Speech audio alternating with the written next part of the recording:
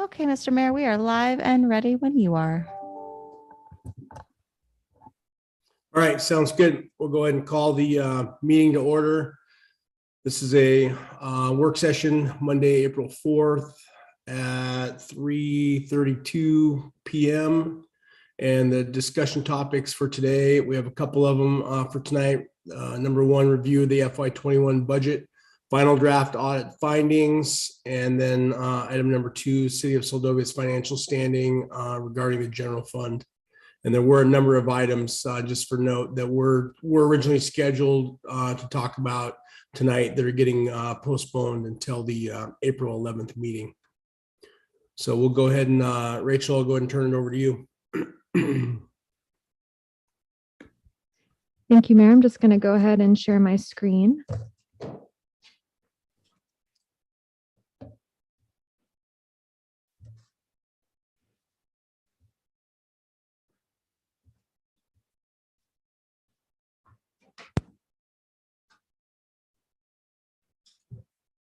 Okay, so today's budget work session, as the mayor said, there's two major parts. The first is reviewing the FY21 final draft audit.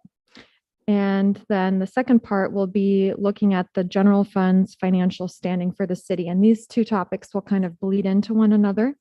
I'm going to try to move quickly through the FY21 draft audit statement because our auditors, Altman and Rogers, will be at the council's April 11th meeting. And they'll also have information to share regarding the audit and are here for questions if the council has any. So I'll try to go through that part quickly because I think most of our time would be productive, or more of our time would be productive on the second half of today's work session, which is going to come up shortly. So we're going to start by reviewing the FY21 final draft audit findings. As mentioned, Altman and Rogers, they conducted our audit for FY21, which is the period of July 1st, 2020 through June 30th, 2021.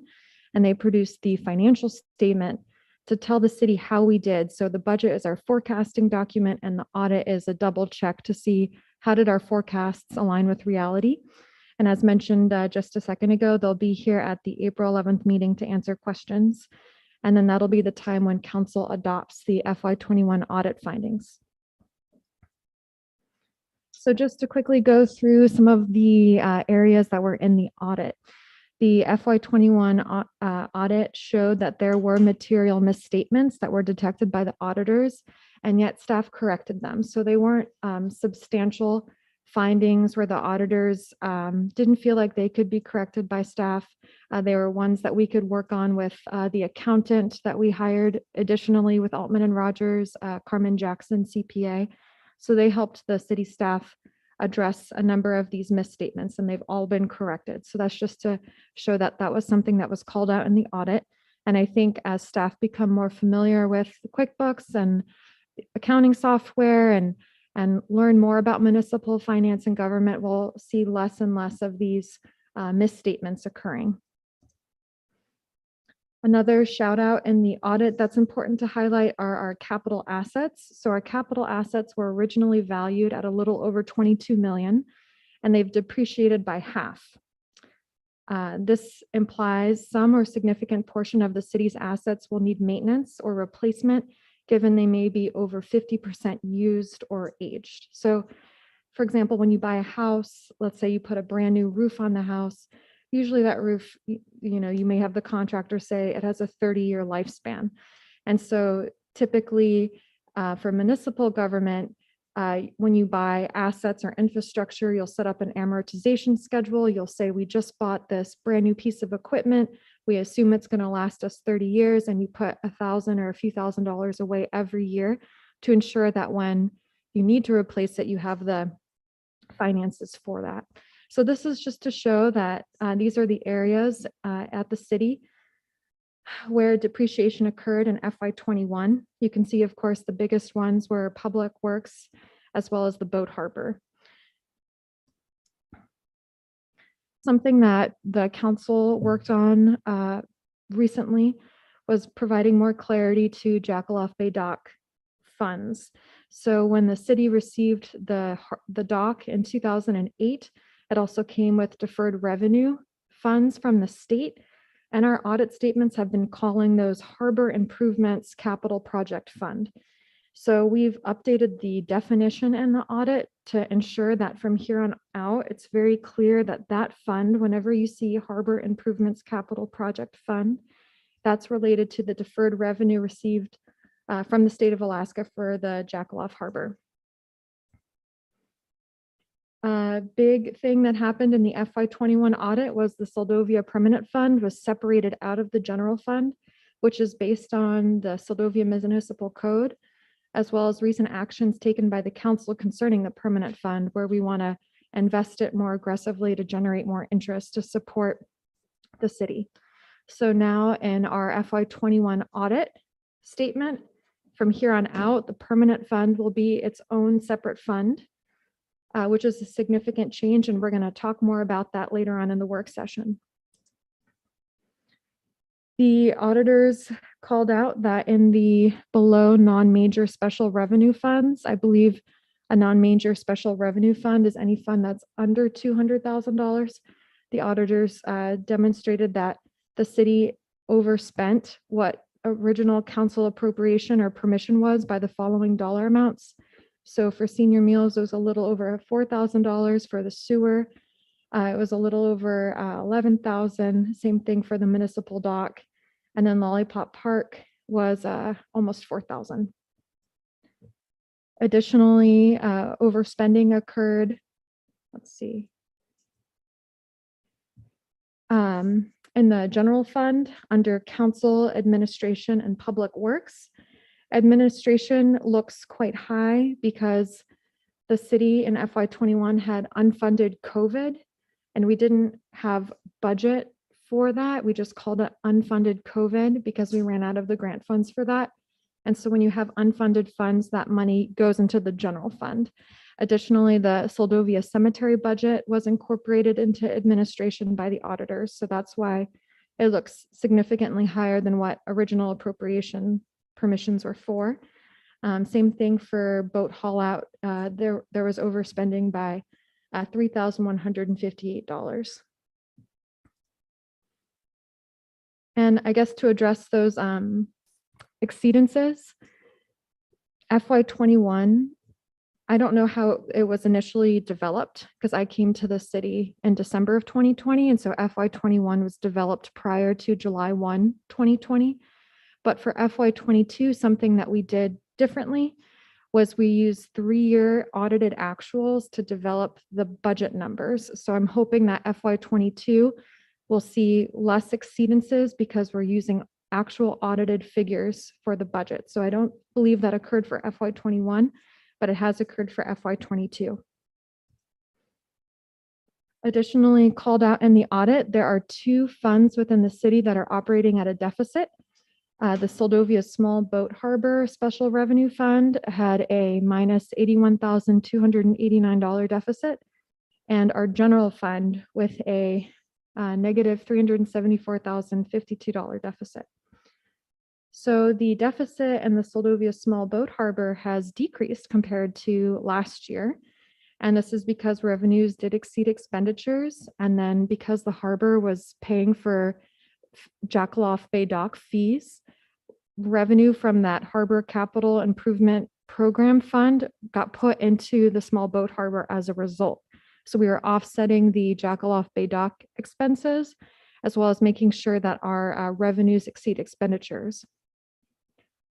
For the deficit in the general fund, that is a result of expenditures exceeding revenues, and then the Seldovia Permanent Fund becoming a separate fund in our financial statement.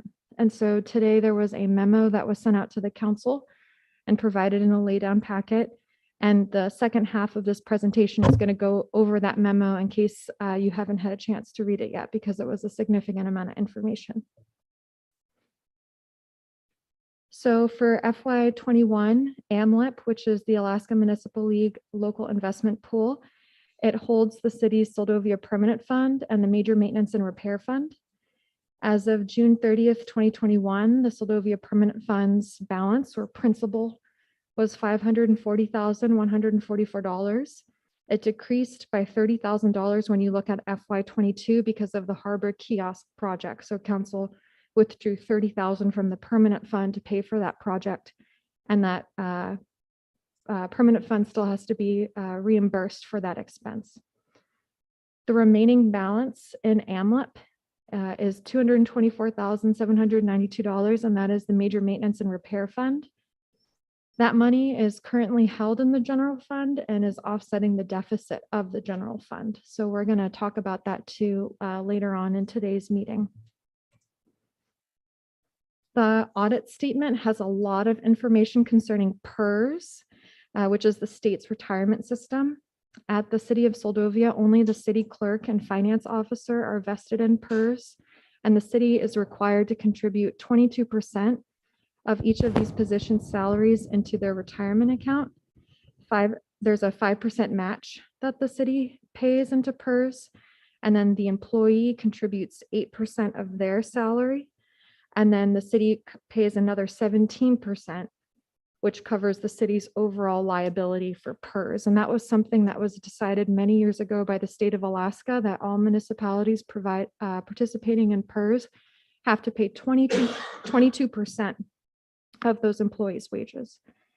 For all the other full-time employees that receive retirement benefits, the city contributes 13% of their salary into a 457 account with an organization called ICMA, and wages are not deducted from their salaries for retirement benefits. So it's a big difference between these two retirement systems that are at the city of Soldovia, and that is also detailed in the FY21 audit. Tax revenues, I thought council would be interested to see. Initially, the city under budgeted our property and sales tax revenues because we were concerned of the impact that COVID-19 would have on the city. But then we made a mid-year adjustment and amended the budget to update those estimates once we saw that the under forecast of the revenues wasn't accurate. We were actually meeting or exceeding some of those categories. So for example, real property tax, we thought we were going to bring in $295,000, and we brought in a little over $300,000. And then sales tax, we thought we were gonna, like a reasonable or conservative estimate would be 117,000, and we brought in almost 150,000. So it's part of that banner year from the summer of June 2020 to September 2020 of tourism in Soldovia. I think that you're seeing that reflection there despite the COVID-19 pandemic. Personal property tax, we overestimated revenue by a little bit.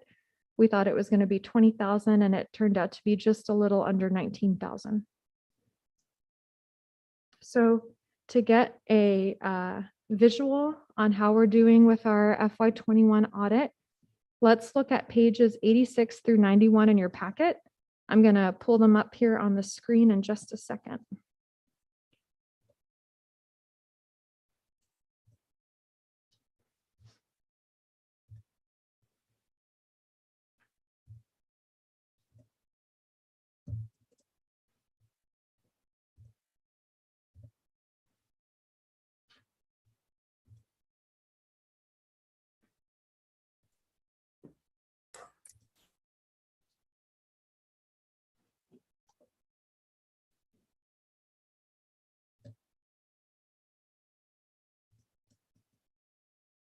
Okay. So here is a visual of our general fund from FY 2010 to FY 22 using audited actual information, as well as including the budget information. So you'll see here, this is the area that we're looking at for the general fund for FY 21. Here's what we thought our expenses were going to be. This blue column, here's what they actually were. So we overspent based on our prediction, but for revenue, we underestimated how much revenue we were going to make, which is this gray bar here, and we made more than the expenses in the general fund. So that's a good sign for the general fund. Moving on to the harbor, you can see this blue bar here. This is the fund balance of the harbor, and you can see from FY 2020 to FY 21, it's increasing. And that's because, again, revenues exceeded expenditures, and the harbor was being credited for doing improvements to Jackaloff Bay Dock through that Harbor Capital Improvement Fund that the city has. That's that deferred revenue from the state to use for Jackaloff. Looking at water, the fund balance increased significantly. This is because we underspent what we thought in water, and we overmade in revenue what we thought we were going to make. So that's a great sign to see for water, because we're actually undercharging water rates based on a business plan the city adopted in 2008, and council will be hearing about that at a future meeting. Looking at sewer, sewer actually decreased in fund balance in FY21. Blue is what we thought we were going to spend. Again, orange is what we actually did. Revenue, we made a little bit more than we predicted, but not enough to offset overspending that budget. And I believe it was a little over $11,000. So that's reflected by this blue line going down here for fund balance. Boat haul out, flat line, no significant changes. We spent a little more than we thought, but we made more money than we thought we were going to make for FY21. So there wasn't a significant change in the fund balance that you can see there. And then our last one, the municipal dock. You can see that, so here's FY20. So there was a significant decrease from FY19 down to FY20. And then the decrease, it looks like it continued slightly for FY21. Again, we overspent in the dock, I believe, by a little over $11,000. And although we were off on our predictions of revenue, we generated more than we initially thought. It was not enough to offset the overspending of the municipal dock. So you can see that fund balance trend line, this blue line here, continuing ever so slightly down. So that is a visual portrayal of what the FY21 audit statement is trying to communicate to the city in regards to the major funds. So I'm going to go back to the presentation here.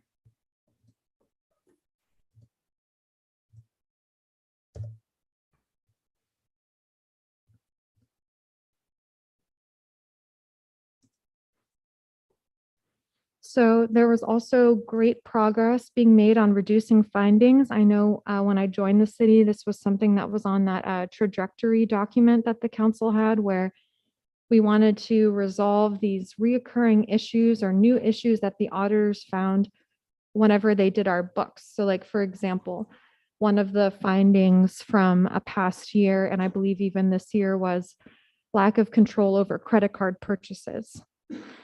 And so in the FY 2020 audit, which was July 1, 2019 to June 30, 2020, there were 8 findings. And this audit, there were 4. And that's even with staff turnover being factored into this audit season, the FY21 audit season. So I think that's great progress on continually working to reduce those findings. So that is the first half of the presentation. I tried to make it as quick as possible, and I know it's a lot of information. I just wanted to pause here to see if there's any questions from council on the FY21 audit statement before we go to the second part of the presentation, which is the general fund and the financial standing of the general fund. Hey, anyone have any questions for the city manager? Yeah, Mr. Mayor, Yep, go ahead, George. give me just a second. I got to get back to page 1 here.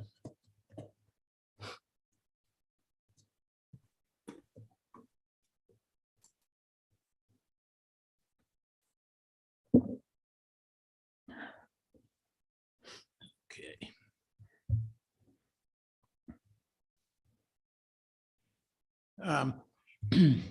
On page 3, I guess it is. The first paragraph said for fiscal year 21 audit, the general fund has a $374,052 fund balance. Later in the paragraph, you refer to that 374,000 as a deficit. So which is it? It's a deficit of the fund balance through the mayor. Okay, so it is a deficit. That's not the fund balance. What is the fund balance? That is the fund balance. So the fund balance is negative 374,000. Okay. All right. And we're going to go over that more in the second part of the presentation. Well, that clarifies what this says there to me anyway. Yeah, thank you. You bet. Thank you, George. Anyone else with any additional questions?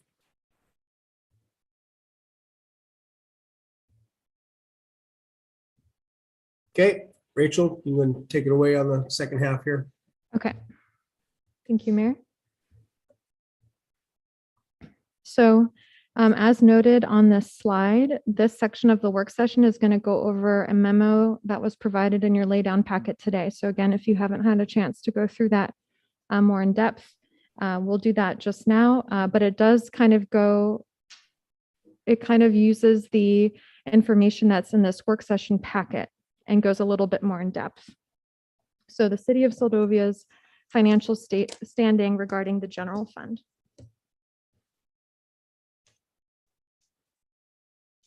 And actually, City Clerk Gable, do you have a copy of the laydown packet? Thank you. So before we open up this part of the presentation, I just wanted to go over some givens that are very apparent to this team here, but I just wanted to state them again for the record.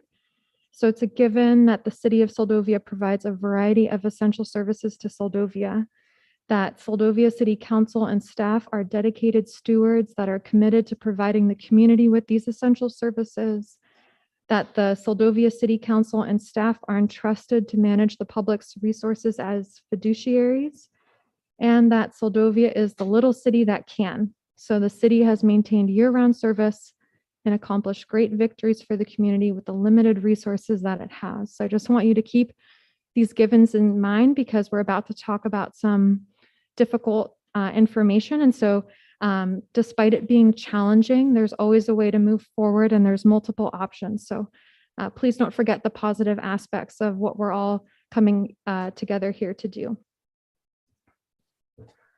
So as Councilmember Nathan asked, as of June 30th, 2021, the general fund has a deficit of negative $374,052. Now this deficit is actually greater than what the FY21 audit states because the city has the major maintenance and repair fund.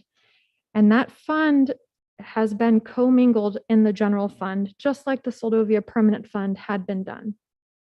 And because it's commingled in there, it's offsetting that deficit even more. So if we actually separated the major maintenance and repair fund, which aligns with code, our deficit would actually be negative $598,844. So almost a $600,000 deficit.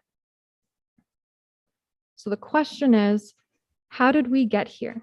How did we get here as an organization? Because it did not happen overnight.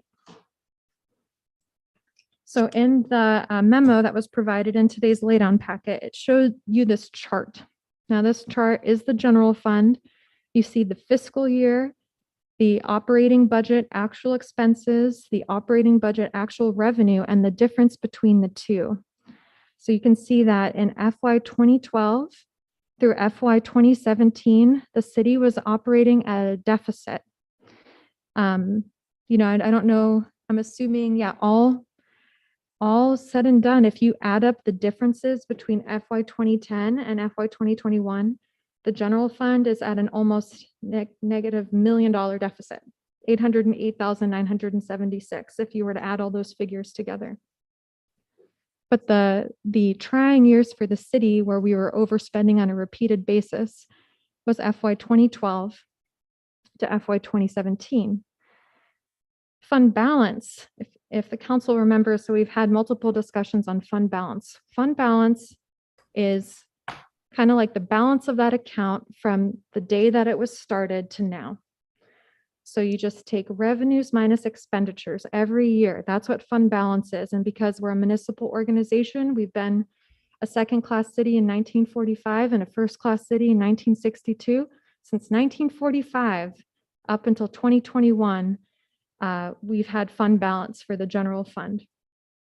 Now, there's something that really stands out to me when I look at this information, and I apologize that the numbers are pretty tiny, but in 2013, you see that's the second year in this time period that the general fund has been operating at a deficit.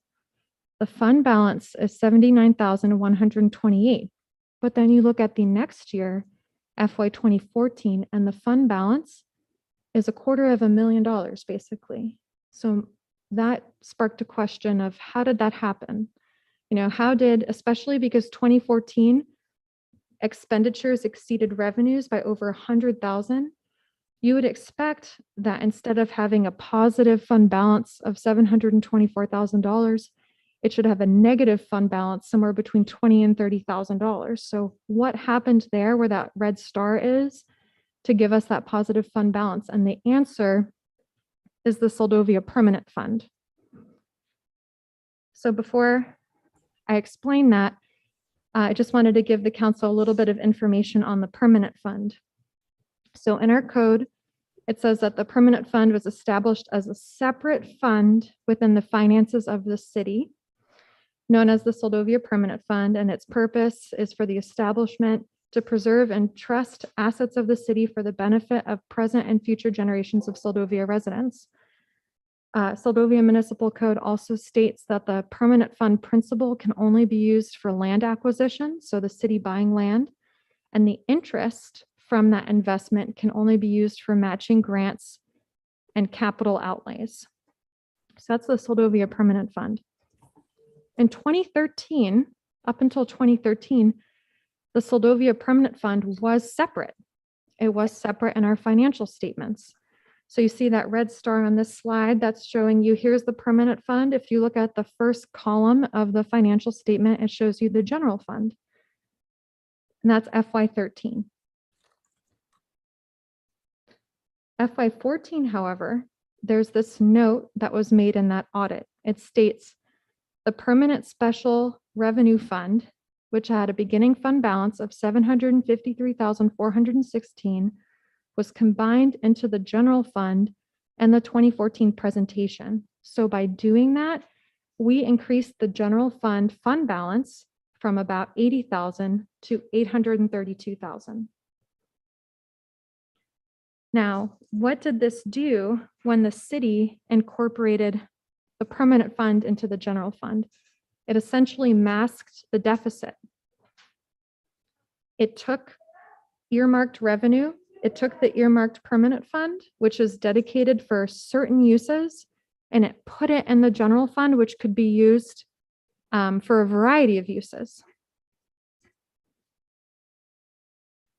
So that's what this slide is summarizing. In essence, by the city doing this, it took the revenue of the Soldovia Permanent Fund, put it into the general fund, and there were no code changes made. So if this was something that the council wanted to see done, we would have needed to have changed code at that time. So in essence, by doing this, this went against the code. There were 3 sections where this action violated Soldovia Municipal Code. The first, by putting the permanent fund in the general fund, it didn't keep it separate. So that was a requirement of code. This must be separate, and we changed that.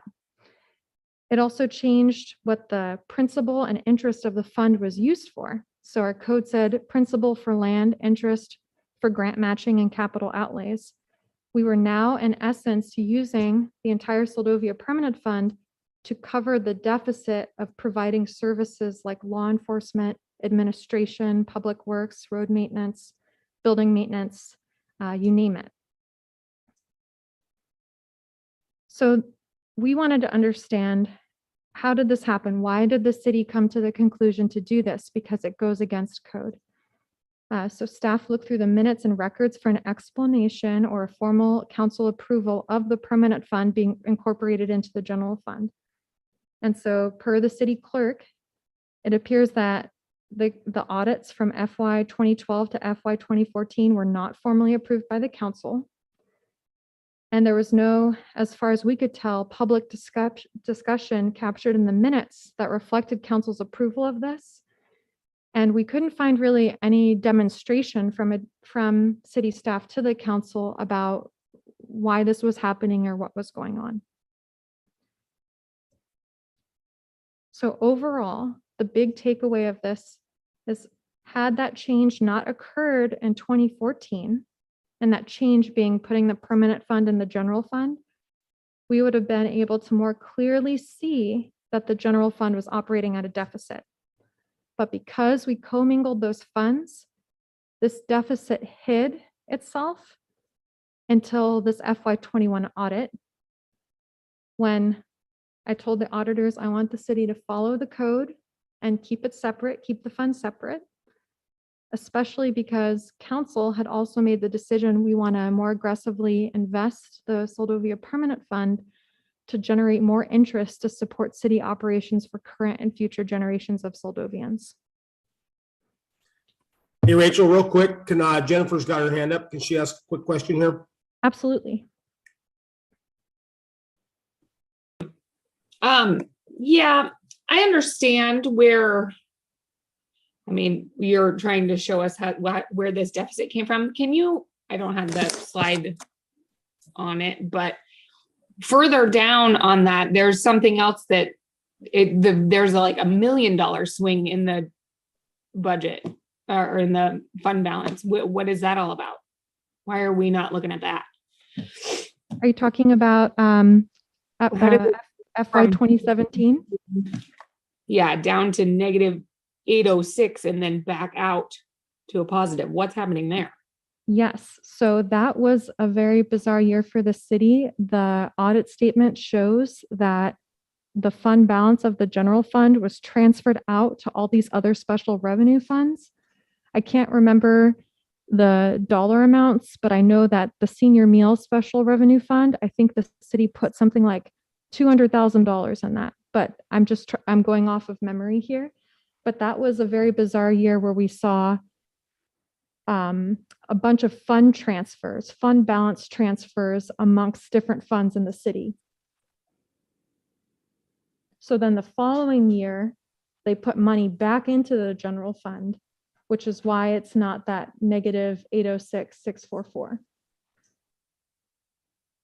Huh. Okay. I mean, I get where you're coming from with how we get to this deficit that you're trying to explain now. It just seems like seemed like a bigger issue, whatever happened here, versus we understand that the permanent fund went in when it shouldn't have, and now it's back out, and now we're stuck at negative 375. I mean, we can't really go back and figure out why they did that. It's a moot point at this point. We just need to figure out how to get back out of negative. Correct. And Councilmember Swick, that deficit in FY17 would technically be, what would that be? 1.3 million if you took out the permanent fund then. So that deficit that you see there is offset by the permanent fund being in there. If that helps. Are there any other questions on this information? Any other questions from anyone? Mr. Mayor, if I may. Yeah, go ahead, Vivian. Yeah, good point, Jen. That was my question about that 806,000 also. It looks like, and with your narrative, Rachel, looks like the city was trying to account or move money to make things look better than they were and cleaning up fund balances. I'm hopeful that we can move forward with some real direction how to cure these issues and keep things separate. Thanks, Mr. Mayor. Yeah, thank you, Vivian. Oh, I have one, sorry. Yep, go ahead. If that transferring of all those fund balances coincides with the Cassell QuickBooks transfers, could that have been a piece of that somehow? Mayor, Councilmember Swick, that could be the case. And the audit statement, if you look at the FY 2017 audit statement, which is on our website, it would provide more information as to why the fund balance transfer occurred and where that money went. Gotcha. Okay.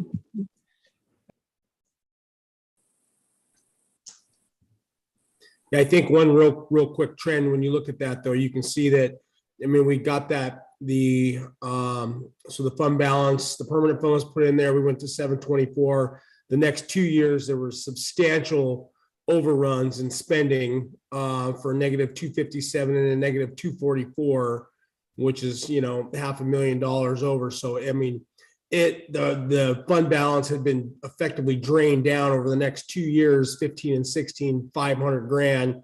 And then 806, if I remember properly, I think a bunch of that was the Excel debacle, and then it took a whole bunch of unwinding to get it straightened out. But so the next year in 18, we came back, we had 93 grand. So effectively, we spent a lot of money there in in those 3 years. And then starting in 18 is when it looks like there was probably some I know we've changed it the way we allocate things, but basically since 18, things have started to slowly get straightened out here until obviously this year when we now went and followed our code and pulled the permanent fund back out. So just a couple thoughts there. I know there's a lot more discussion to have here. Are there any more questions from the council?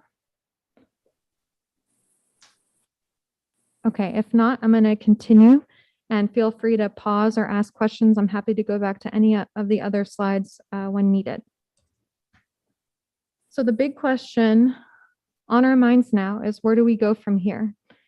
Our current deficit is -374,000. If we factor in the major maintenance and repair fund and how that's offsetting that deficit, and our deficit is technically -600,000, where do we go from here? So our first steps are, we need to determine the target we are hoping to meet for the general fund. So what is our goal? Because you can't close sustainably a $600,000 deficit. Another way of putting that question is, what are the services that the city council deems essential to provide to the public? And what is the level and quality of service the city can afford to provide for those services? So again, here's another slide with a lot of numbers on it. This you see on the right here, that's the revenue page from the FY21 audit statement, and it shows you all the revenue sources that support the general fund. And keep in mind, the general fund is administration, including the city manager, city clerk, and finance officer. It's public works and maintenance, which does our road maintenance, building maintenance, anything maintenance. Our chief of police, which does law enforcement. And custodial services, the SOC is factored in here, although they don't impact the city's budget really, because we get money from CIRSA to offset that cost. So just keep that in mind when you're looking at all these revenue sources. From my opinion, the most sustainable form of revenue flows to look at when it comes to the general fund are taxes. So the general fund does not generate its own revenue in a significant manner. So like you have the harbor, water and sewer, we charge fees for those services to offset the service that we provide. The general fund has a little bit of that. The auditors call it charges for services. But for the most part, our sustainable source of revenue for the general fund are our taxes. If you look up above, you'll see intergovernmental revenue from the state of Alaska. So revenue sharing, the city's positioned to receive $73,000 for FY23. That revenue source, the state constantly talks about cutting it. Cities have moved away from balancing their budgets with that revenue. At one point, I think it was FY 2014, we were receiving over 100,000. Now it's FY 22 and we have 75,000. So that's not a reliable income stream for the general fund, because you never know what the future of that's going to be. Same thing with the public safety assistance contract. The $20,000 is something that the city has received on an annual basis with the Department of Public Safety, which allows our chief of police to then go and provide services outside of city limits. That amount could increase, that amount could stay the same, or they could delete it.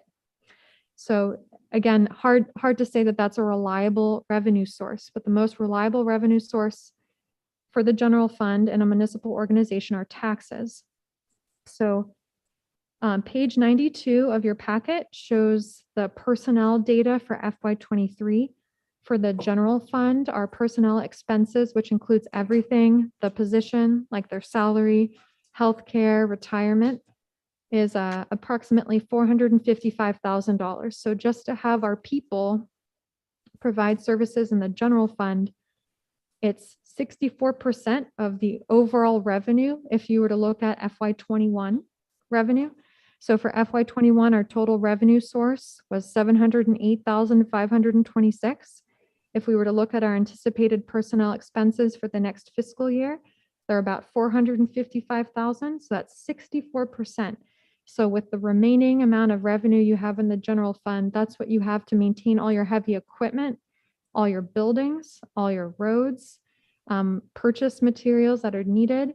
As stated earlier, depreciation shows that our assets are 50% of what they used to be.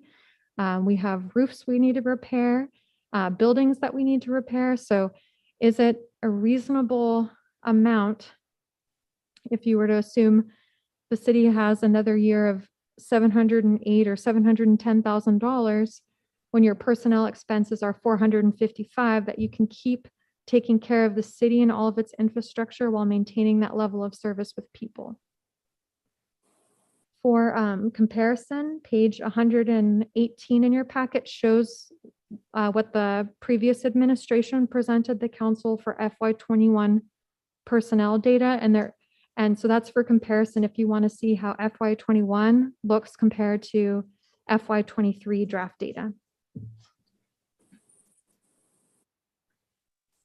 So here are some temporary band-aids that won't fix the cause of the issue, but will help the general fund in the short term. So council could make an amendment in the FY22 budget and transfer fund balances from other funds into the general fund. And so you'll see this on page 93 in your packet. What this means is, I believe water has a, actually, let me just pull up that Excel spreadsheet here in your packet, page 93.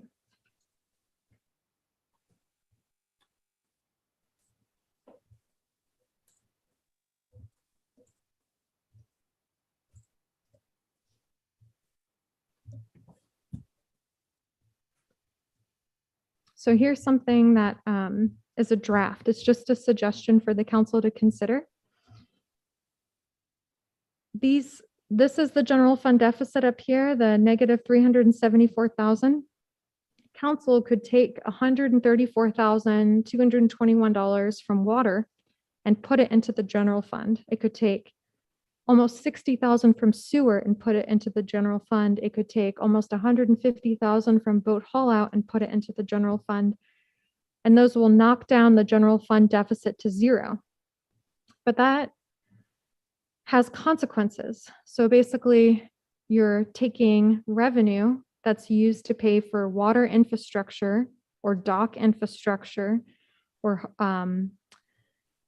boat haul out infrastructure, and you're using it to pay for the people and the materials and expenses of administration, law enforcement, public works maintenance. It's not sustainable, but it is something that will cure that deficit. Here's what that would do to all the funds. You would now have a water special revenue fund balance of $70,000 as opposed to almost $200,000. So the harbor would still remain at a negative deficit, but all the other funds would still be positive. And this would be a way of temporarily curing that general fund deficit. But again, that's just, I guess, another way of saying of hiding the problem, because eventually if we don't change our behavior, we're going to be in the same position that we are now, and we're going to have less revenue in all of our other funds on top of that. So you can see how this compounds itself. Let me pull the slideshow back up.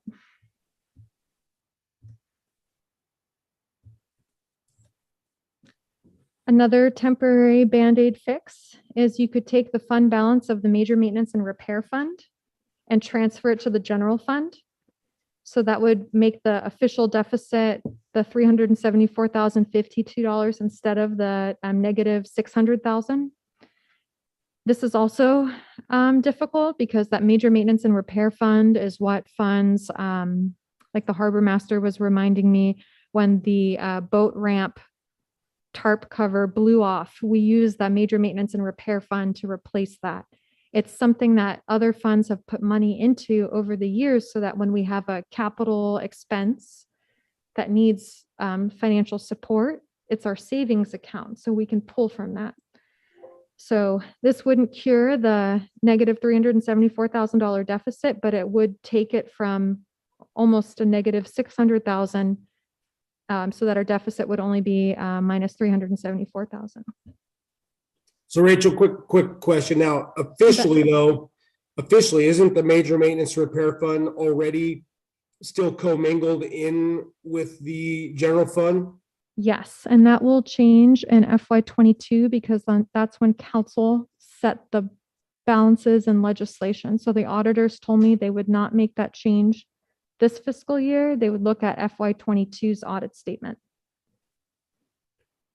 Okay, so I guess I'm not following here. So if we stay status quo right now, then major maintenance repair fund is included, and we are starting out at a minus 374, and based on all those other changes to get to zero, that gets us to zero, but that doesn't take in, if we pulled our major maintenance repair fund back out, that would then take us from zero to the difference between 598 and 374, which is like negative 220.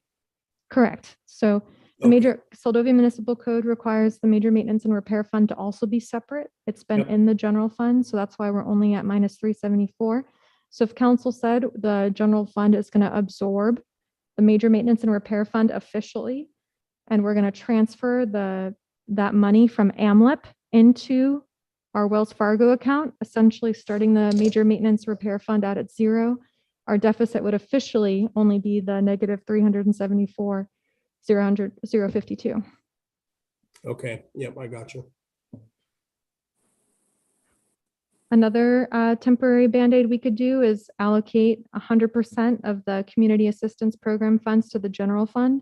In FY22, we had put 10,000 of that towards Jackaloff Bay Dock for maintenance needs, and then divided the rest amongst the 6 major funds because we had a $93,000 general liability insurance bill to pay, and we had allocated that we allocated that bill across those funds.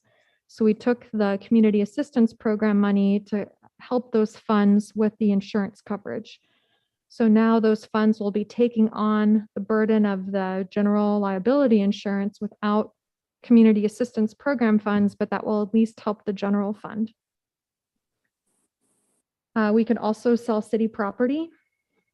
That is another temporary Band-Aid, as well as take interest from the Seldovia Permanent Fund prior to the 10-year goal. So council's gotten presentations from the Alaska Permanent Capital Management company that by taking $500,000 and investing it in a moderate approach for 10 years, it could grow to upwards, I think it was, of 800,000 or 900,000.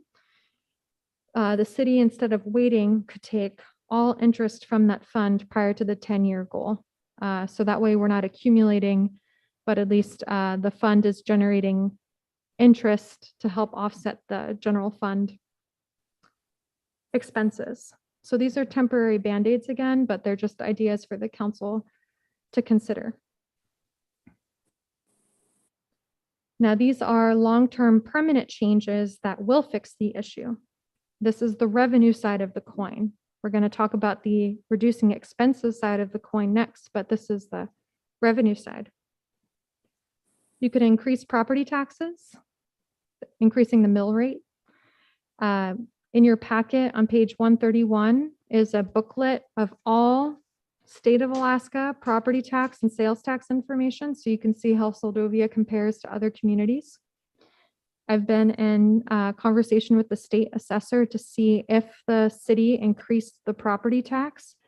Could the city offer an exemption to residents that live here year round and live in that property? So that way the increase of the mill rate is impacting more of the seasonal or secondary homeowners in Soldovia. The city could increase personal property tax, which is that watercraft tax that Councilmember Rojas brought up at a past meeting. That revenue goes into the general fund, and the city in 2014 switched to flat rate, which was essentially a loss, I think it was, of $20,000 in revenue towards the general fund. We could increase fees. So in fees for doing service, so all of our permits and services that are one time that we provide community members, like planning, comes out of the general fund. So if someone applies for a building permit, it could go up to $200 or $300. You know, we can look at increasing fees. We could submit a request to increase cost sharing for essential services. So our chief of police or our police department is awarded $20,000 a year from the state of Alaska Department of Public Safety. We've already submitted a request to increase that amount and have been told that they're still considering that increase. So that's another way we can generate more revenue. The city can also secure grants that allow for administrative fees. So I guess that wouldn't be necessarily a long-term permanent change. It'd be more temporary, but you know, if you get a grant to improve roads, the city could say 5% of that grant is going to cover the expenses of our staff making those road improvements. So that's a way to kind of offset expenses by generating more revenue. Two more ideas here, and these aren't all the ideas. This is just what I was able to put together today. Another idea is proceed with securing another grader besides the new one, so that the sales tax revenues can more immediately be put into the Public Works and Maintenance Department. So right now, we're on our way towards acquiring a new grader that has a 7-year payback, and we have the ability to secure a loan for that. The city could look for a older grader that's not new and it would have to cost significantly less. And I've been told the new grader that we have is just as competitive price-wise as some other graders, but that way the city's loan gets paid off sooner so that that sales tax increase revenue in the summer can go into the general fund to support public works and maintenance. And the last idea that's very, very long-term is annexation. And there's a lot of upfront costs with that. It's not a guarantee, very political. And I know it's a topic that's been brought before the Soldovia City Council in the past, but these are some ideas for generating more revenue. If we're unable to generate more revenue, then the only option we have is to reduce expenses. So how can we do that? We can reduce our open hours for administration, so that essentially reduces staff time. We could increase the employee's responsibility for healthcare costs. So currently the city pays 80% and the employee pays 20%. We could increase that so that I was told we're allowed to increase it up to 45%. We could require the employee to pay.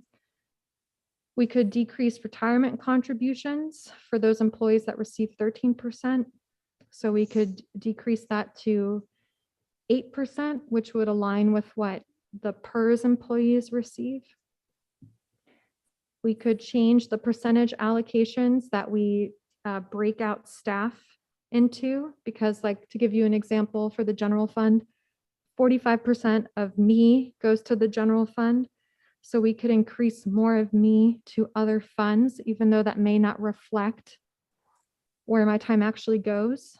And so then you would have to then raise the rates for those funds. So like, for example, let's say I'm 45% at the general fund now. Let's say council was like, we want to put you at 35% at the general fund and 10% more on water. Well, then you're going to have to raise water rates additionally to help offset some of those expenses. We could restructure city personnel, and that is very difficult and a sensitive topic, but I do have ideas that the council can consider if you're ready to hear that today.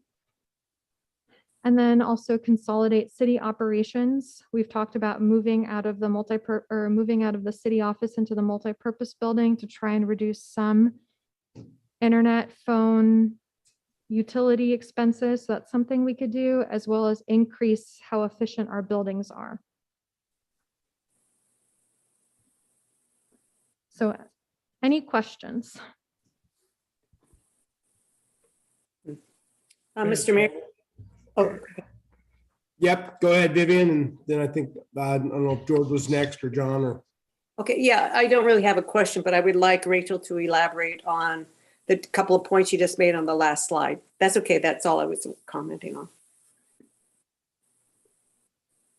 Okay, did you have a couple points specifically you wanted to? Right, ones where she was, now I don't have the slide in front of me. Her recommendations where she said she could comment on consolidations, employee, any of those. Is that what I heard you say, Rachel, that you have ideas that you could bring up today? Restructure, city personnel, where'd it go?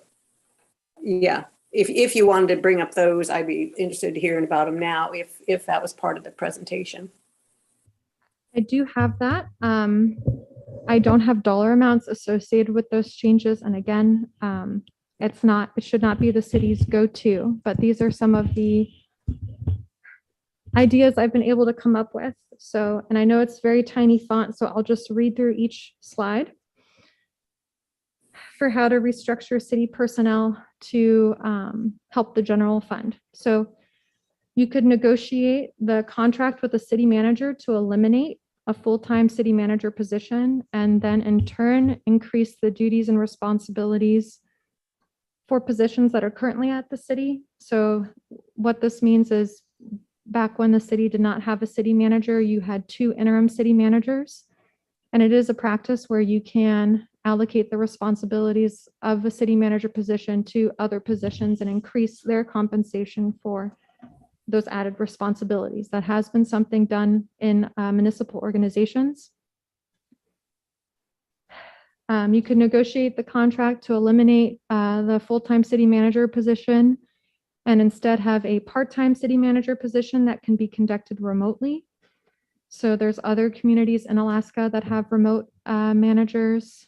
The Aleutians East Borough manager, the Sandpoint manager, they all live out of Anchorage, but serve those communities. So that's something. You could eliminate the city clerk and combine those duties with the city manager position. You could put a ballot proposition before the voters to switch to a mayoral form of government where the mayor is unpaid and hires an administrator that also serves as the city clerk to run your meetings. You could reduce administrative staff time. The city has done this in the past where you had 30 to 32-hour work weeks for the finance officer and city clerk. You could renegotiate the contract with the police chief for less hours and therefore less salary. You could eliminate the police chief position and rely solely on the Alaska State Troopers for services. You could eliminate the seasonal public works position and have 1 full-time public works staff member and 1 part-time public works staff member. You could eliminate the safety officer position and rely on volunteers to fulfill that role. You could reduce custodian hours to half or less. And you could also eliminate Alaska Tech services for IT/cybersecurity at the city. And these ideas, just for reference, came from, let me pull up the packet here.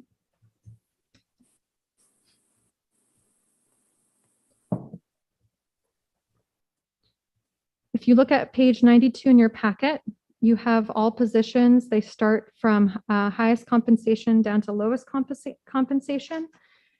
And they're broken out across what percentage they're currently allocated to the, or will be allocated for FY23 to the general fund.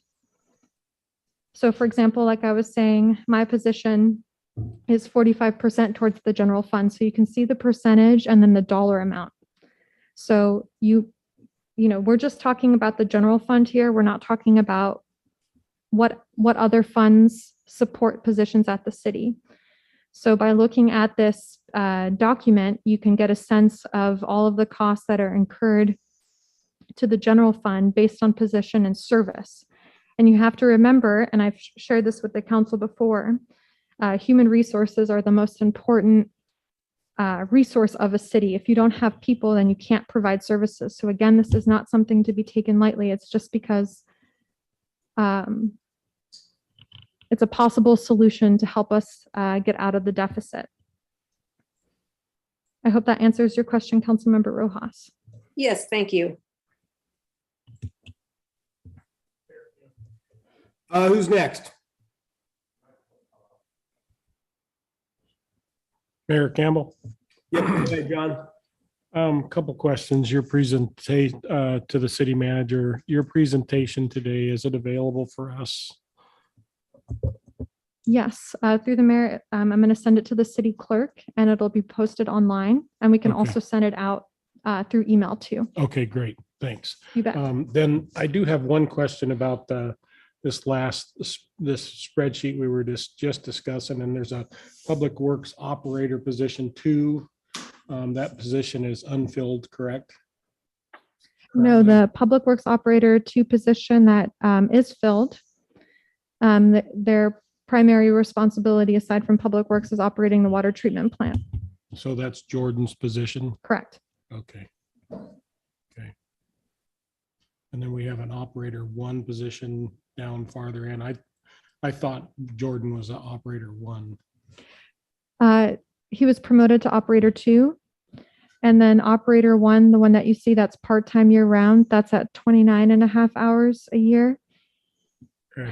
Year-round. And then the Public Works Operator 1, part-time seasonal, September through April, that's 20 hours through that time period, Okay. a week. Thank you. You bet. Mr. Mayor, Yeah, go ahead, George. just real quick, I think the last thing we should be looking at is personnel changes. We've got excellent staff now that work hard. We get way more than our money's worth out of them. It's probably never be able to replace them at this level if we go around cutting their jobs in half or whatever. I don't know why we're not looking at this annexation a little bit more. I hear everybody say, well, it's going to cost us a lot of money. How much money is it going to cost us? Does anybody know? Do we have any firm numbers on what it would cost to do this? I asked some time ago if we could just look at this in an open manner, unbiased manner, and see if it is a deal for us. Maybe it's not, but we, especially now, should be finding out. The other thing, what were the numbers on the savings of moving out of the city office? The light bill and IT and so forth. We had some numbers on that, did we not?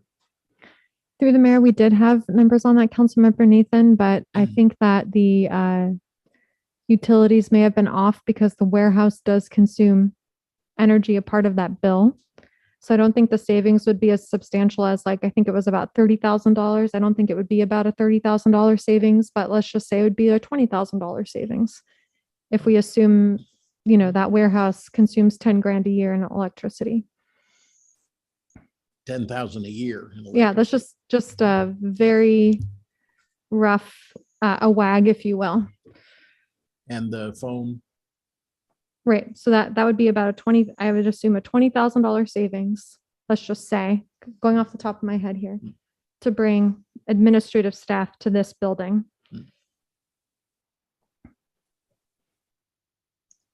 Well, the annexation is what we've all been, we all say that's our pathway. We've got to get a bigger tax base. Well, there it is, standing there waiting, looking at us right in the eye. I don't understand why we're not more interested in finding out about this and figuring out. Maybe some of the folks on the council would like to comment on that. I'd like to hear what they're thinking. Mr. Mayor, if I may. Yep, go ahead, Vivian. Yeah, if we want to discuss that, the annexation issue.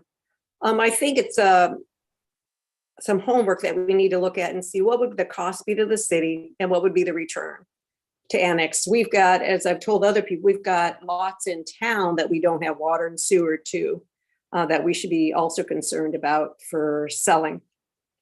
So I think Council Member George has the request to find out what it would cost us and what our return would be. With Mr. Smith, I know he had said maybe he'd build one house a year or something of the sort. So I think we need to determine what would be the return to the city of Seldovia. But in the meantime, we need to be looking at, we need to be looking at everything right now, looking at our budget and what revenues are we not getting that we should be getting back? Where do we need to cut back? And we can all kind of be a little bit happy that in some of our departments, we actually are not doing as bad as we were previously in the last 3 years, 2-3 years. So whatever we were doing or have done is helped. So we need to look and see what did we do and what should we do in the future with that same trajectory of somehow getting more money in than we're putting out. But I think we need to look at everything. And with anything, your employees are your golden ticket to get your community and your corporation, whatever, getting your work done. They also, it's just part of the deal. It costs money to run a city or a corporation. And we do have a wonderful staff. So I think we need to look at all methods of getting more revenue in. And then I agree with George that we should check and see what would be the cost going out, what would be the cost coming in if we did an annexation. I mean, truly, if we look at what we provide to the citizens of Seldovia, we provide a good service. And, we need to really look at what we can afford to do. That's it. That's all, Mr. Mayor. Thank you. Okay, thank you, Vivian. Real quick, Jennifer, give me just a second. I'll get to you, but I want to piggyback off of what Vivian said here, because all we focused on here so far is the negative, right? Well, a couple things. I'm not a big fan of I mean, as hard choices as those have to be for the things we need to do for either the cuts and a good number of the revenue generators. There's a lot of those that I'm just simply not a fan of. So let's switch this around here now. Let's look at, because it's all doom and gloom, but let's look at the positive things here. So if you go to page 62 of your packet, and I don't know if Rachel, you want to share your screen. So let's just do exactly what Vivian said. Let's look at each one of these real quick. We don't have to get deep in them, but here, this is the general fund. So you got to remember, this is all these commingled funds. Not a fan of that either. Big mess, right? So now all we're doing is cleaning up a big mess of stuff that's been commingled. And you got to remember, these are all fund balances that with the stroke of a pen and a single council action, we can fix this in the short term. But yes, in the long term, are we making progress? I believe we already are making progress. We're just not, every time we get a curveball, like a commingled $540,000 general fund that the council elected to take out, we can't make up $374,000 overnight. And we certainly can't make up the additional, $220,000 in the major maintenance repair fund if we put that on top of it. But real quick, bottom line, excess of revenues over expenditures. Third column, variance with final budget, positive or negative. So for this audited result, in the, all things being equal here, we were 20,000 to the positive in our general fund at the end of FY21. So that's, Rachel, you can agree or disagree with me. That's the way I'm seeing that. I'm pulling up that page right now. Should be 62. Yep, lower right Okay. hand, Yes, Yep. it's 62. We're positive. 20,383. Correct. Okay, so that's the general fund. So whatever we did now, and so then unfortunately you see there's the 2383. Now you see the next row, other financing uses, transfer out AMLIP, which we all agreed to do, right? That's an administrative action. Boom, we're trying to follow the code, trying to do the right thing. So we transferred 540. That was with the 20,000 in the positive we had, that was a net change in fund balance of $519,000. We started at the beginning of the year, we had 153,000 in there. That leaves us with our negative 374. Just like that, overnight. We did everything fiscally responsible. We were in a positive. We had 20,000 to the positive. And now just because of administrative, getting everything balanced back on track, we're negative 374. No need to panic. Now let's go down to the next one. Let's take the next, here's the Boat Harbor Special Revenue Fund. Okay, we know the same thing. We know our fund balance has been in the negative for the last 7 or 8 or 9 years or 14 years or whatever the heck it's been. Same thing, go all the way over to the right-hand side, variancing with final budget, positive or negative. This one is fairly exciting.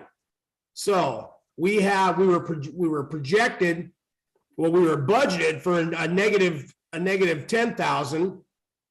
We ended up at a positive 56,000.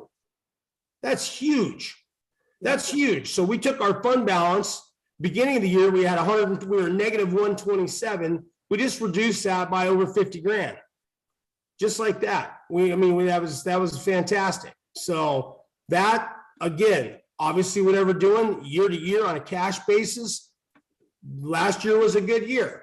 And like Rachel said, the way that budget, I believe that budget was put together was based on the prior 3 years audited actuals. So we should be using very relevant, real numbers for these things. So that's 2 positives. Now we move down to the next one, the Water Special Revenue Fund. I'm seeing a trend here, right? We've been working hard here for the last 3 years to go over this, and especially since Rachel came in and we really cracked down. What do we see? Water Special Revenue Fund. Same thing. We were projected to see a $10,000 net to the positive. We ended up with a $32,000 net to the positive. So, that's great. That's fantastic. Matter of fact, we had 158 grand to the positive in that fund balance. We grew that by another almost $42,000, $43,000. So we're going to have over 200 grand sitting in that fund. Now, if we scroll down again, we go to here's the boat haul out fund. Not a lot. For the year, we were 7,300 over.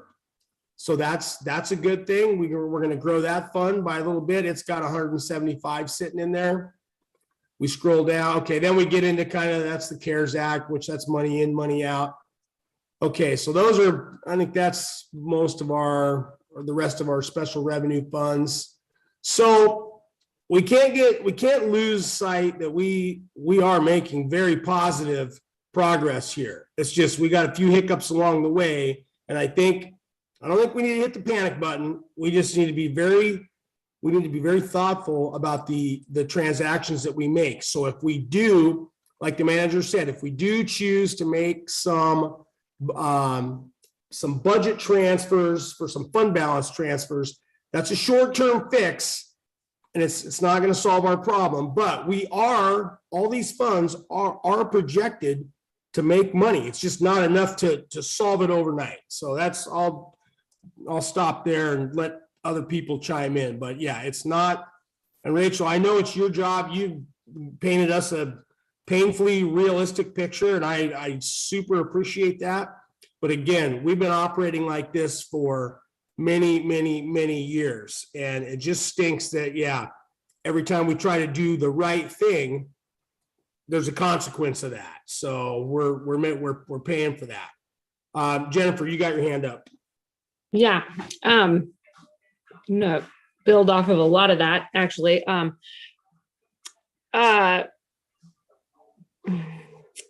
So we're talking about, you even said in your email that, we didn't get here overnight.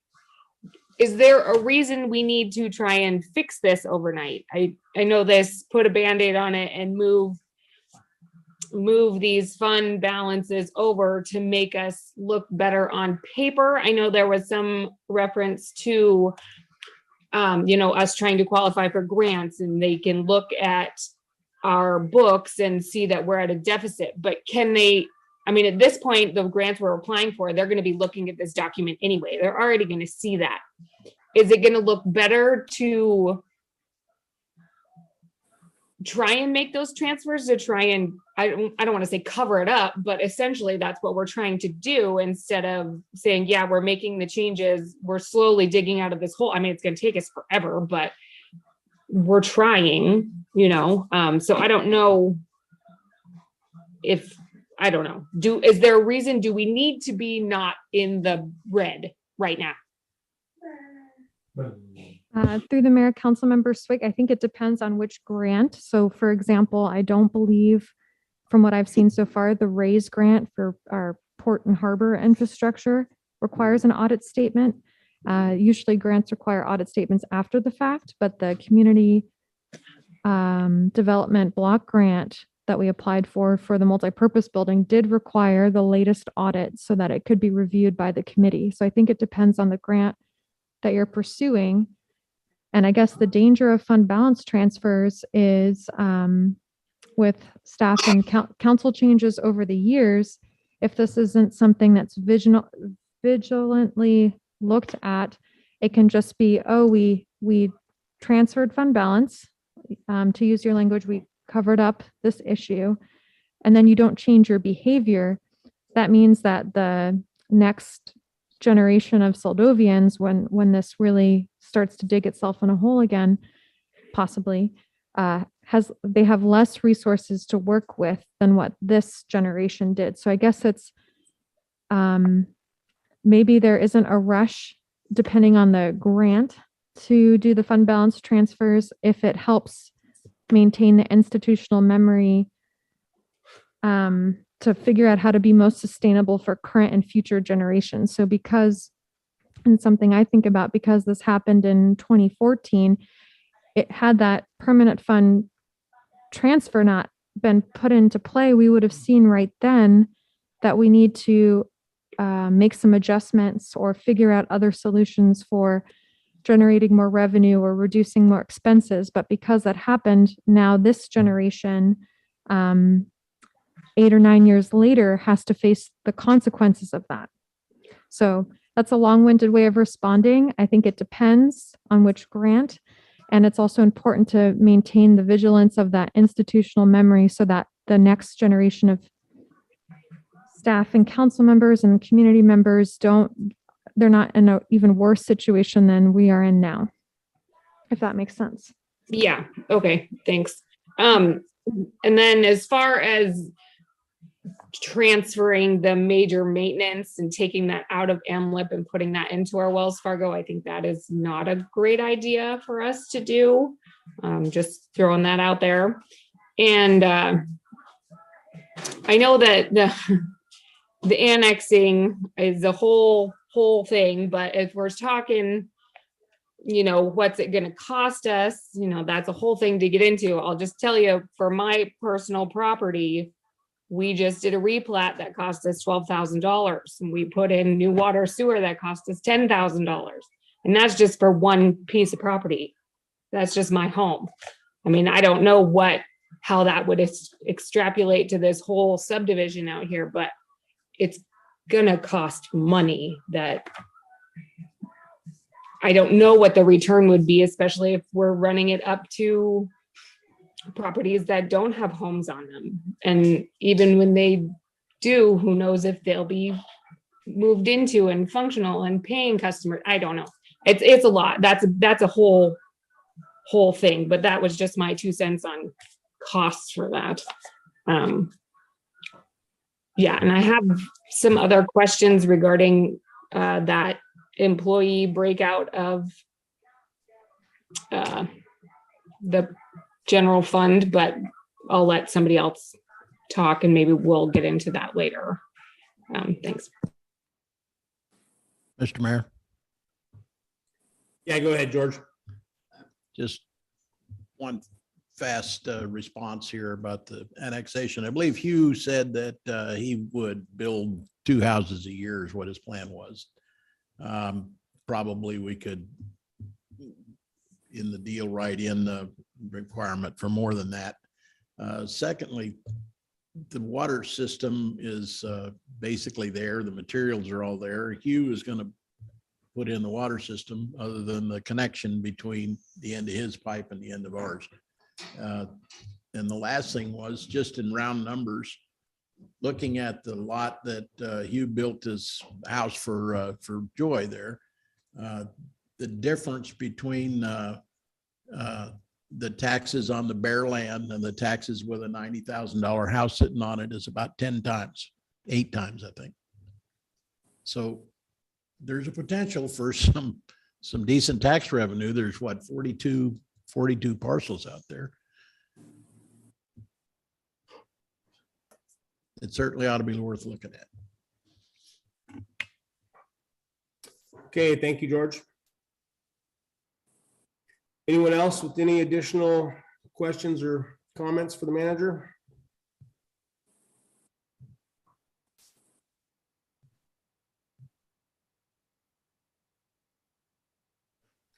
Okay, Rachel, did you have more to continue, or would this be a good time to see if the public wants to comment?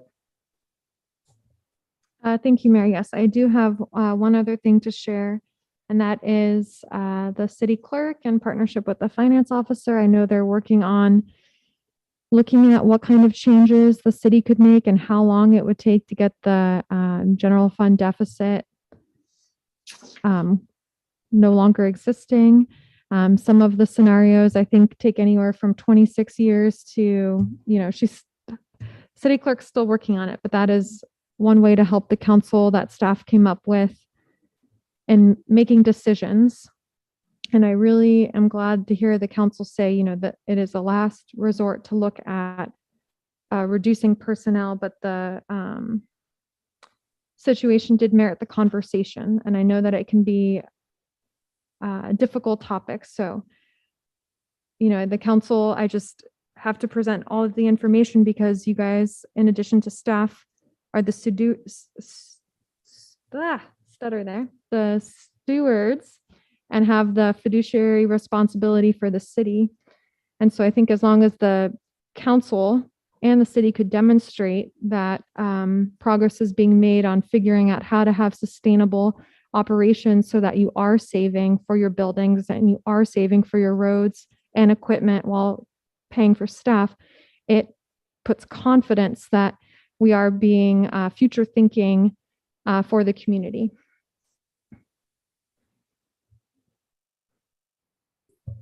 Thank you, Rachel.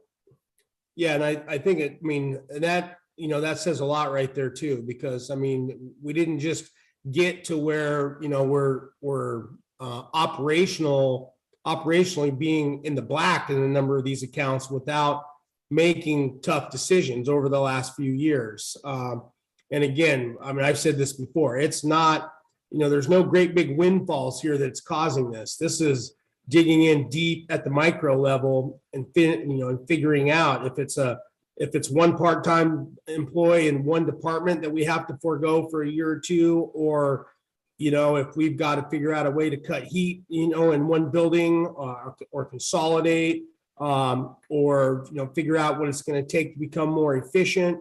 I mean, we know, like the grader discussion, for example, we know it's not just a 1-for-1 replacement on that grader. That grader is going to save us money operationally with personnel. We know that machine can do the work of multiple people with the equipment and the attachments that we've got on it. So there's going to be savings, in that alone. Again, it's every small thing helps here. And I think it's perfectly acceptable. I mean, I'm not advocating it's a great way to go on the fund balance. But yeah, we don't need to shoot ourselves in the foot here and put us out of the running for any grants, whatsoever, just because we didn't want to make a decision on transferring fund balance.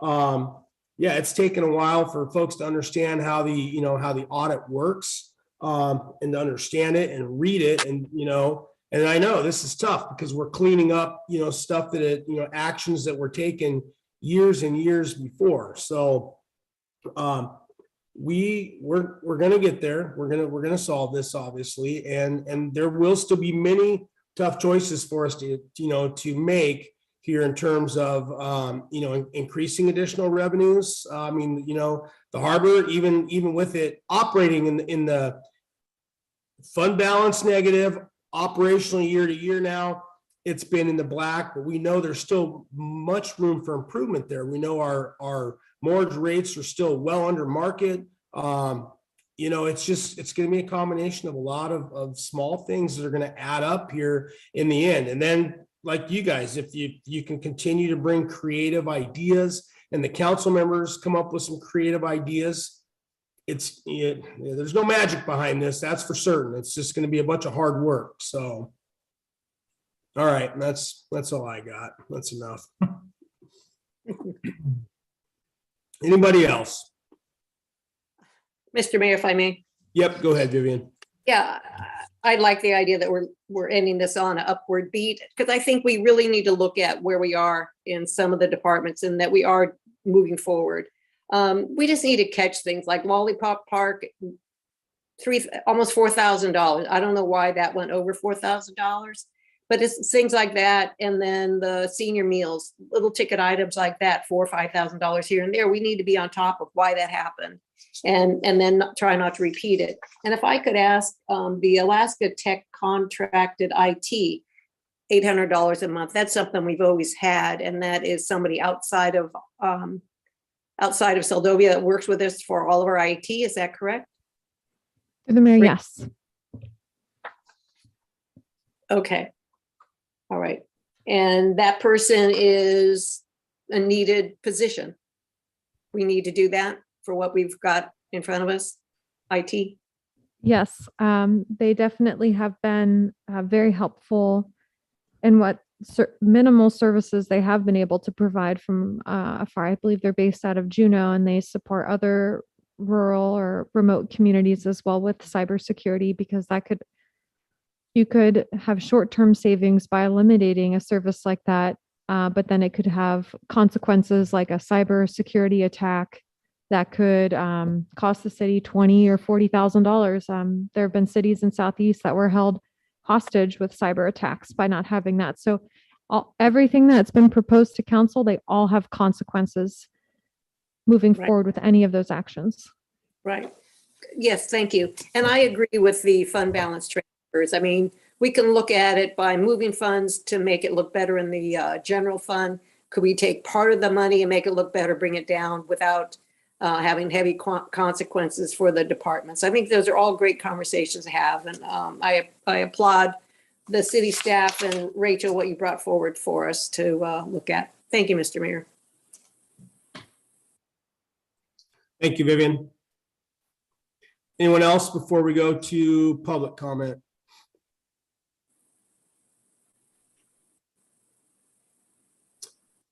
Okay, let's go ahead and see if there's anyone in the public, either online or in person, that would like to comment tonight.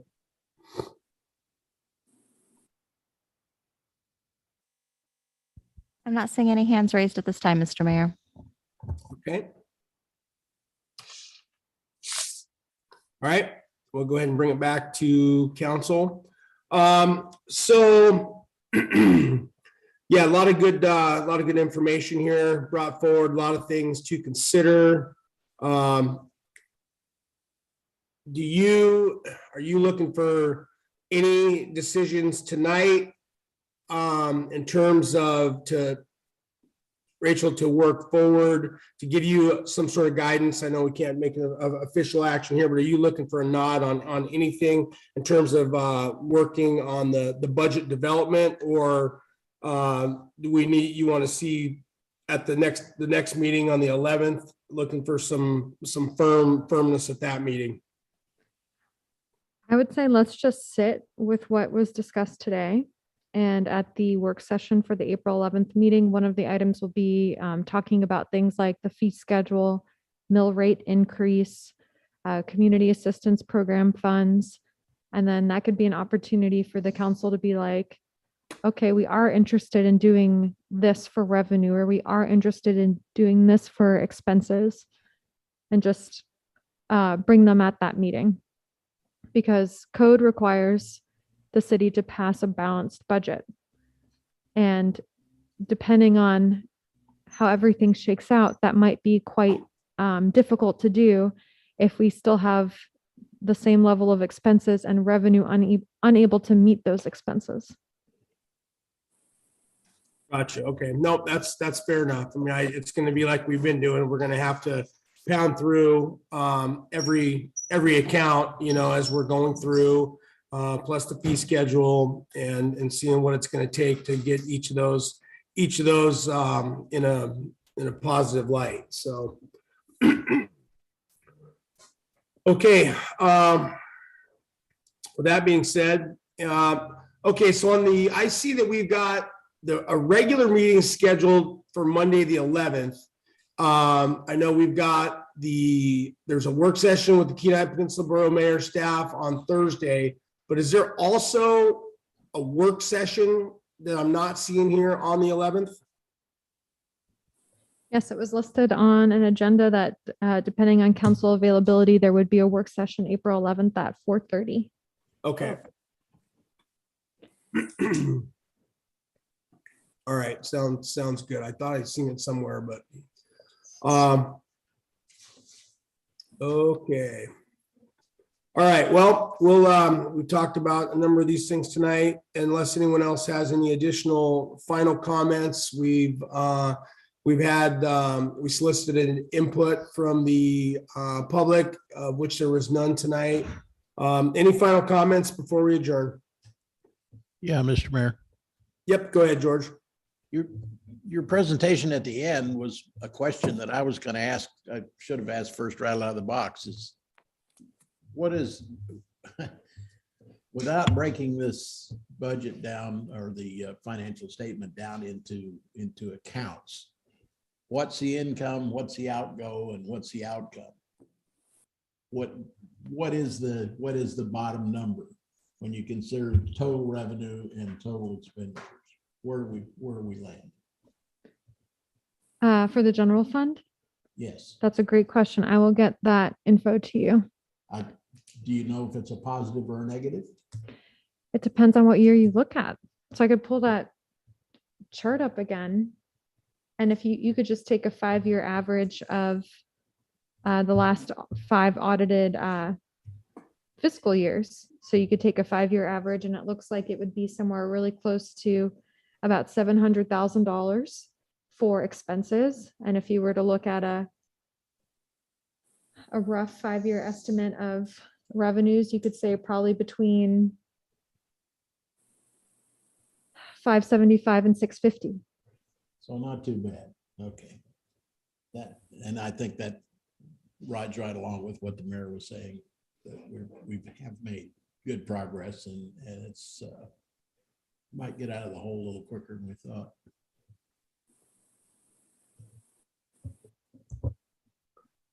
Yeah, there's definitely some work to do, for sure. And it's it all takes a number of years, obviously, to make up this kind of money, you know, when we don't have huge gains. So, but at the same point, we can't afford to go backwards, you know, in any of these accounts either. That will not serve us well. So, Mr. Mayor, yep, go ahead, Harmony. yeah, just I know, so it's gonna be like a lot of little pieces coming together to make like a long-term picture for feasibility for us. I was wondering where we are at on our properties and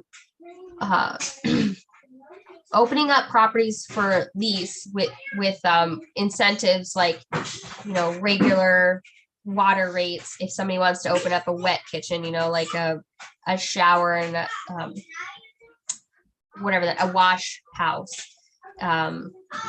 or somebody wants to lease the waterfront for an RV park, or the Frank Ravy. I know like you guys have done a lot of work on that. I know we've had a work session on that. But it seems like before we immediately jump to raising more property taxes, what are we doing to actually utilize the assets that we have? The city does not have a lot of assets. Most of our assets are in land. I think that selling that would be a one-time small infusion to the city, other than, you know, the reoccurring tax gained by the you know, somebody else owning it. But I'd like to see it brought forward to us, some sort of plan for us to actually utilize our assets in a productive way. I know that that's already been said. I'm sorry. I don't know. This is a lot. I'd like to see that as a part of our conversation overall. Yeah, thank you, Harmony. And that, you know, when we, unfortunately, I had missed the land use, the lump work session. And I know that's something, it sounded like there was a lot of good information that came out of that. And so that plan is obviously still in its, you know, developmental stages. And we haven't, you know, really done anything in terms of figuring out, you know, what in terms of disposition, how we want to address or handle you know, in any of those properties on there. So I think there's more to come on that. And I know it's tough, you know, while we're right in the middle of the budget, but that is one thing, another, you know, part of the equation that honestly should be factored in. And I think everyone had expressed concern on that. And that is definitely something that can be looked at as a tool to help ourselves. You know, if we're strategic about it and, you know, there's agreement on the council and the administration, I think it could definitely be a tool to also help out in the revenue department. So I think we have more to come on that for sure. Mayor Campbell.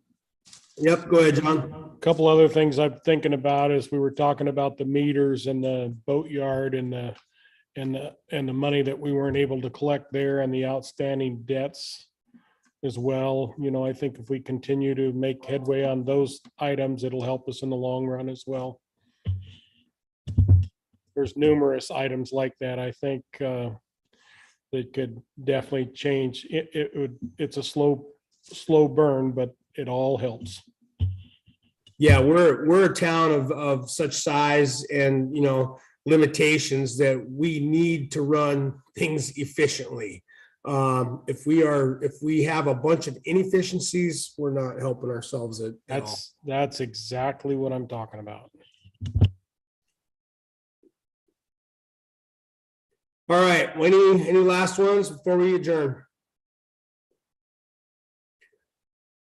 Okay, well, Rachel and Heidi, thank you guys for putting all this together. That was a lot of good information, super helpful. And then we'll look, the presentation looks like you'll post that on online. That'd be good. And there's audios from the Swick family there. So thank you everyone online that participated tonight. Thanks you guys for coming in. I would have come in, but I'm still getting over the crud here and keep having these coughing fits. So I'm just going to keep it to myself. But all right, well, if there's nothing else, we'll go ahead and adjourn. And then the next We have a work session on Thursday, so appreciate everyone, and we stand adjourned. Thank you. All right. Good night, everyone. Good night.